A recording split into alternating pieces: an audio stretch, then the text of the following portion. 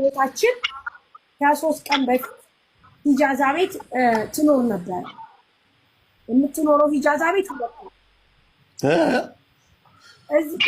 ድምፅሽ ይቆራረጣል። ድምፅሽን አስተካክል።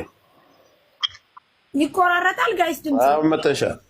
እሺ ይኸውልህ ወንድሜ እዚህ ጋር እኔ እንደዚህ ወደዚህ ሳልል ትታያለሽ። እሺ ይኸውልህ ልጅቷን እንዲያዋት ነበረ ጁዬ። ይኸውልህ ወንድሜ እዚህ ጋር በምስሉ ላይ ከኋላ የምታያት እህታችን 2 ዓመት አንድ ቤት ተከራይታ ትኖር ነበረ።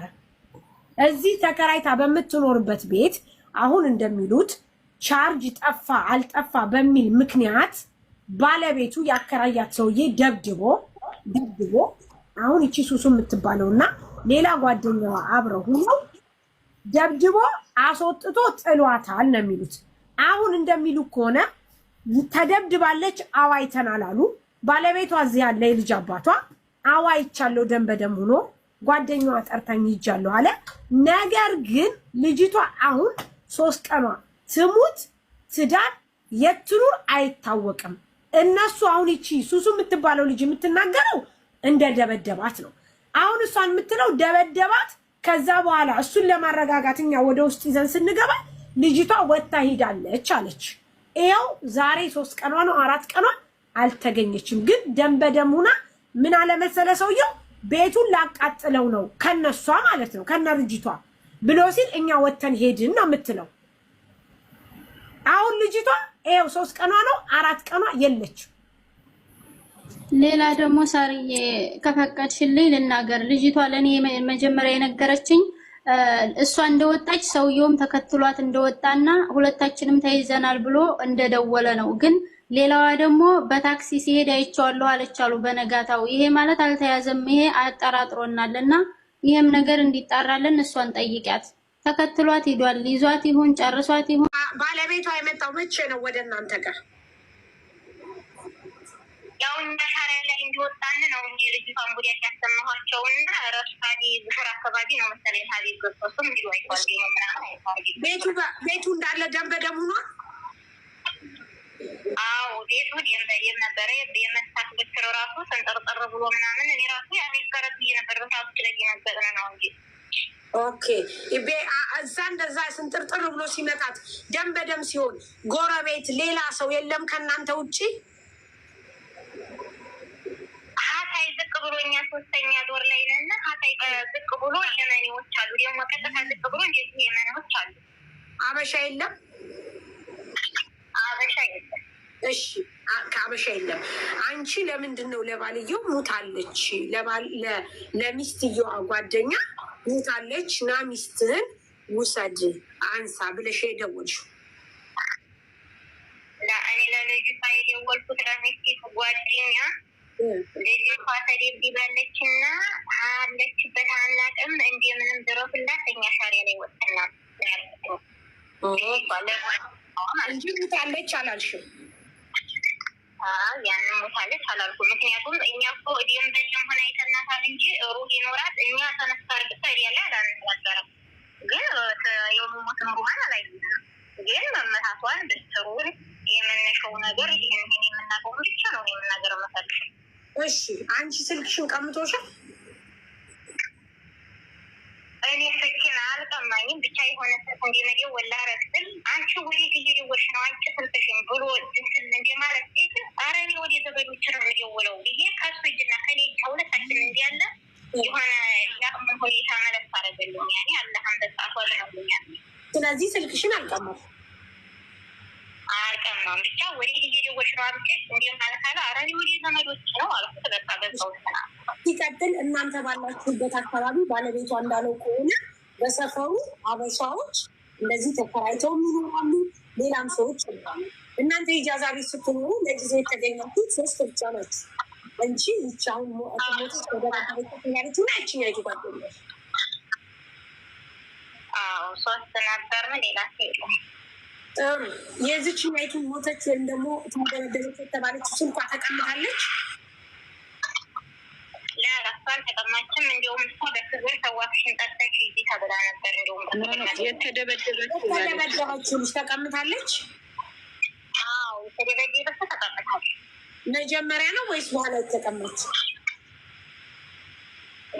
መጀመሪያ ነው እንጂ ሶፋን ይቀር አሃ መጀመሪያ ሳይደበድባት በፊት አዎ እሱ እኮ አሁን እሷን ለመደብደብ ያተነሳበት ለምን ሲሆን ድምጣችንን ቀረሽው ነው።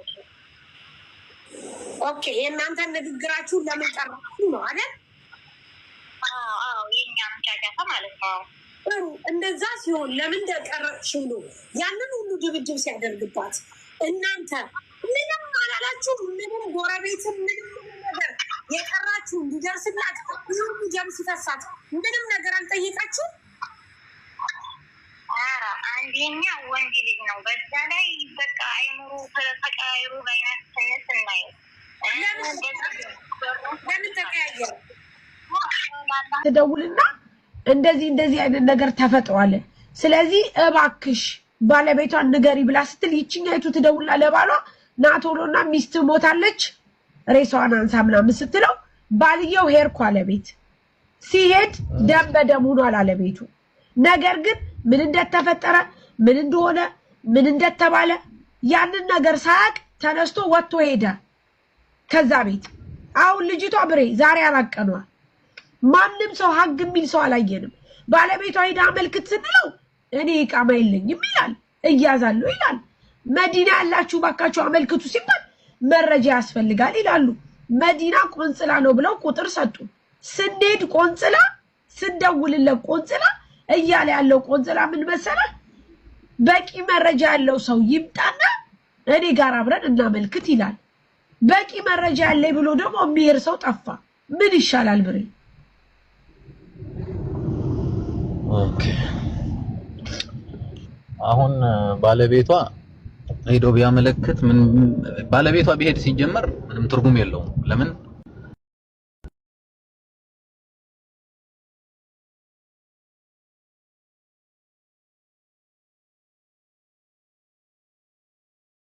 ህግ አይደለም ሲጀመር ማመልከትም አይችልም። ህገወጥ ስለሆነ ያው ራሱ ይዛው ይያዛል። ሳያመለክ የሚሰማውም አይኖርም ምንም።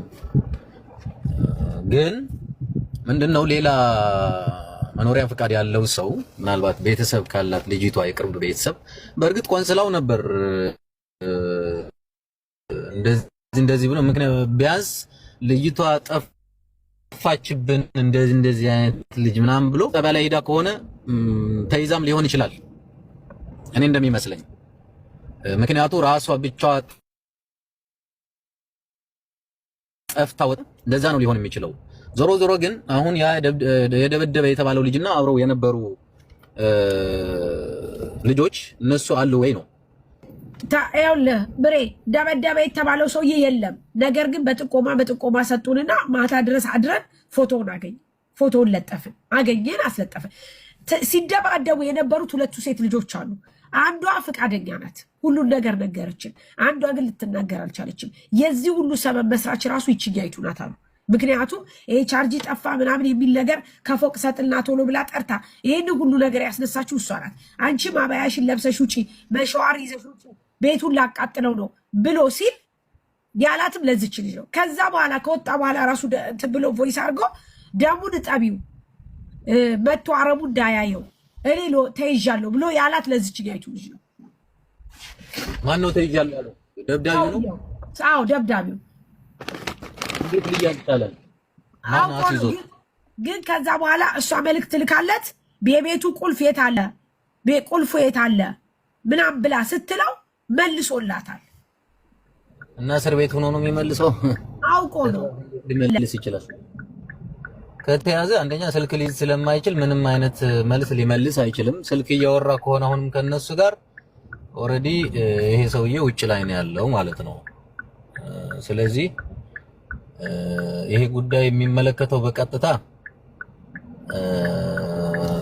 ቆንስላው ነው የሚሆነው ወይ የጅዳ ኤምባሲ ደግሞ ለቆንስላው እንትን ይሰጣል።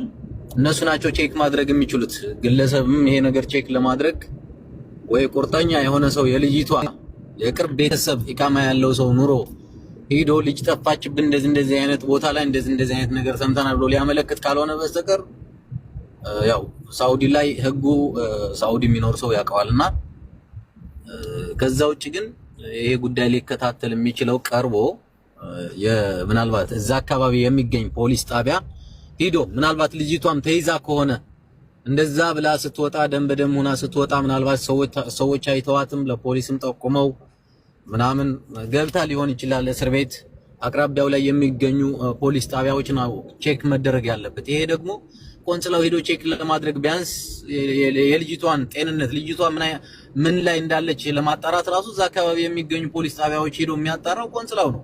ለምን ያው ኦሬዲ ቆንጽላው የመንግስት እንትን ስለሆነ ምንም የሚፈጠር ችግር አይኖርም። ግለሰቦች ግን ያው ምናልባት መዘዝ ሊያመጣባቸው ይችላል። በጣም እንዳልኩሽ በጣም የቅርብ ሰው ካልሆነ በስተቀር ከባድ ነው የሚሆነው። ሁለተኛ ቆንጽላው ሄዶ ቢጠይቅ ያው ቢያንስ እንደው ፖሊስ ጣቢያ እንኳን እንትን ባትር ራሱ ካሜራዎች ቼክ ይደረጋሉ። ገብቶሻል? ከየት ወዴት አቅጣጫ እንደሄደች በየት እንደወጣች ምናምን ካሜራዎች ላይ ቼክ ሴኩሪቲ ካሜራዎች ላይ ቼክ ማድረግ ስለሚችሉ